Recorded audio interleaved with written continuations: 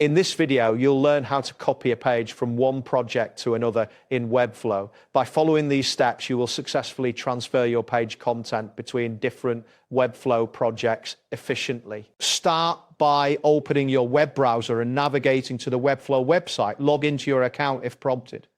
Once logged in, you will see your dashboard displaying all your projects.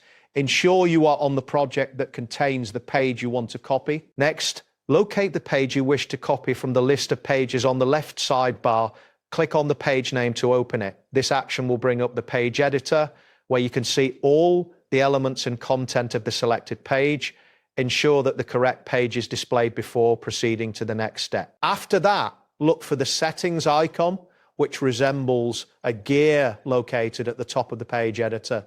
Click on this icon to open the page settings. In the settings panel, you will find an option labeled Copy Page. Click on this option to copy the entire page to your clipboard. A confirmation message may appear indicating that the page has been successfully copied. Now that the page is copied, navigate back to your Webflow dashboard. From here, locate and select the project where you want to paste the copied page. Click on this project to open it. Make sure you are in the right project before moving on to the next step. Once you are in the target project, look for the Pages section in the left sidebar. Click on Add Page to create a new page. In the new page settings, you will see an option to paste page. Click this option to paste the copied content into the new page.